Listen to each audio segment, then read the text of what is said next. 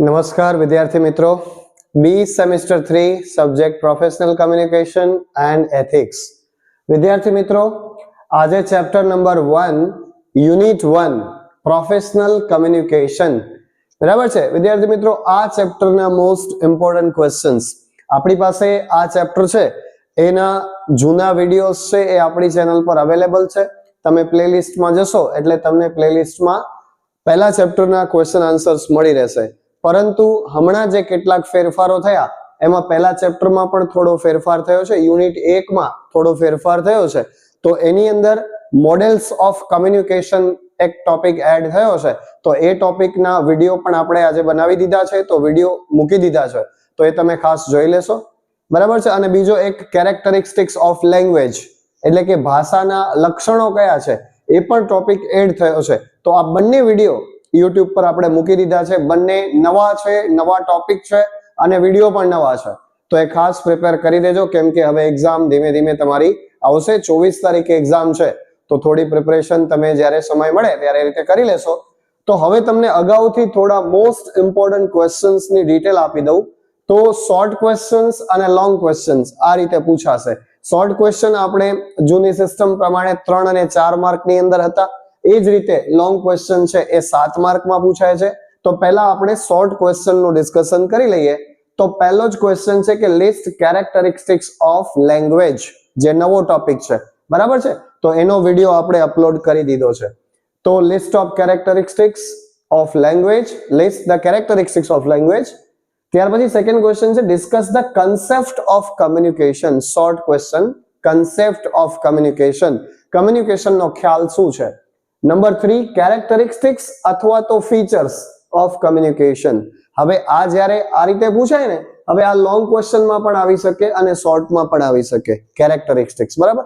લોંગમાં પૂછાય ત્યારે એના જે કેરેક્ટરિસ્ટિક્સ છે એ થોડા ડિટેલમાં લખવાના, અને શોર્ટમાં પૂછાય તો ત્યારે ખાલી એના કેરેક્ટરિસ્ટિક્સને તમે એનલિસ્ટ કરી દેજો, ખાલી લિસ્ટ મૂકી દેજો.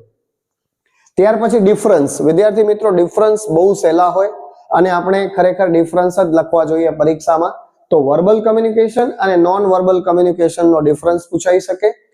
ઇન્ટરપર્સનલ એન્ડ ઇન્ટ્રાપર્સનલ કમ્યુનિકેશન, બંનેમાં થોડો ફરક છે. ઇન્ટર અને ઇન્ટ્રા. બરાબર છે. તો એ કમ્યુનિકેશનના બંને એવા પ્રકાર છે. તો એ પણ તમને આપણે ડિફરન્સમાં પૂછાઈ શકે છે. પછી mention 3 barriers to effective communication. વિદ્યાર્થી મિત્રો, આ ક્વેશ્ચન પણ આપણો અવેલેબલ છે, તમને મળી જશે. 3 બેરિયર્સ, 3 પ્રકારના જે અવરોધ છે કમ્યુનિકેશનની અંદર, એ આપણા જૂના વિડીયોમાં પણ છે. Difference formal and informal communication, એ પણ આપણા જૂના વિડીયોની અંદર આ ક્વેશ્ચન છે. અને ડિસ્ક્રાઇબ ફંક્શન્સ ઓફ કમ્યુનિકેશન, કમ્યુનિકેશનના કાર્ય શું છે, કમ્યુનિકેશનના જુદા જુદા કાર્ય કયા છે, તો ફંક્શન્સ ઓફ કમ્યુનિકેશન. તો આ મોસ્ટ આઈએમપી ક્વેશ્ચન્સ જે છે, આટલા ટોપિક તો તમારે વ્યવસ્થિત કરી જ લેવાના છે. વિદ્યાર્થી મિત્રો, ઘણી વખત એવું થાય કે આમાંથી કોઈ વર્ડનો ઉપયોગ થયો હોય, ફંક્શન ઓફ કમ્યુનિકેશન થોડું અલગ રીતે પૂછાય, પણ આપણે જે આન્સર તૈયાર કર્યો છે એ જ લખવાનો. એટલે આ એવા ક્વેશ્ચન્સ છે કે જે ખરેખર પરીક્ષાની અંદર પૂછાઈ શકે એવા જ છે. બરાબર. હવે લોંગ ક્વેશ્ચનનું આપણે ડિસ્કશન કરીએ. તો લોંગ ક્વેશ્ચનની અંદર મોસ્ટ આઈએમપી, અને આ આપણો જૂના વિડીયોની અંદર આપી જ દીધો છે, કરાવી જ દીધો છે. ફરીથી પણ જરૂર પડશે તો કરી લેશું. ડિફાઇન કમ્યુનિકેશન, કમ્યુનિકેશનની વ્યાખ્યા આપવાની છે. And its process in details with diagram, diagram સાથે કમ્યુનિકેશનની પ્રોસેસ, એની પ્રક્રિયા એ આપણે કરવાની છે. આ 100% પરીક્ષાની અંદર પૂછાશે જ, કરી જ દેજો. પછી એક્સપ્લેન ટાઈપ્સ ઓફ કમ્યુનિકેશન, કમ્યુનિકેશનના પ્રકાર, આ પણ પૂછાઈ શકે એવો જ ક્વેશ્ચન છે. પછી ડિસ્ક્રાઇબ નોન વર્બલ કમ્યુનિકેશન. વિદ્યાર્થી મિત્રો, આ ક્વેશ્ચન પણ પૂછાઈ શકે છે, કેમ કે નોન વર્બલ કમ્યુનિકેશન શું છે એક બતાવવાનું છે. એના કોડ કયા છે, તો કોડની અંદર કાઇનેસિક્સ, પ્રોક્સિમિક્સ એન્ડ પેરાલિંગ્વિસ્ટિક્સ, આ 3 એના કોડ છે નોન વર્બલ કમ્યુનિકેશનના. એ એક્ઝામ્પલ સાથે સમજાવવાના છે, with examples. Explain linear model of communication, linear model of communication આપણે એનો વિડીયો મૂકી દીધો છે. ન્યૂ ટોપિક છે, આજે છે એ ન્યૂ ટોપિક છે, આ ખાસ ધ્યાનમાં લેશું. આ ન્યૂ ટોપિક છે એટલા માટે આપણે એનો વિડીયો અત્યારે બનાવી દીધો છે હાલમાં જ, બરાબર. એટલે એ તમે હમણાં ફ્રી ટાઈમ જ્યારે પણ મળે ત્યારે વિડીયોઝ જોતા રહેશો. તો વિદ્યાર્થી મિત્રો, પહેલું ચેપ્ટર છે એ પહેલા ચેપ્ટરની અંદરથી આટલા તો ખાસ ક્વેશ્ચન્સ બને જ છે, આટલા ક્વેશ્ચન્સ તો કરવાના જ છે. આ ક્વેશ્ચન્સ સિવાય પણ આપણે વિડીયોઝ બનાવીશું, વિડીયોઝની અંદર ક્વેશ્ચન્સ આન્સરનું ડિસ્કશન કરીશું, પણ આટલા ક્વેશ્ચન્સ તો કરી જ લેજો. અને આમાંથી મોટા ભાગના ક્વેશ્ચન્સ છે એ આપણા જૂના વિડીયો છે, જ્યારે ETC સબ્જેક્ટ હતો, effective technical communication, ETC thumbnail પણ એ જ હશે, પ્લેલિસ્ટ પણ ETC નું હશે. એમાંથી ચેપ્ટર નંબર 1 ના આમાં જે ક્વેશ્ચન્સ છે એ આપણે બનાવેલા છે.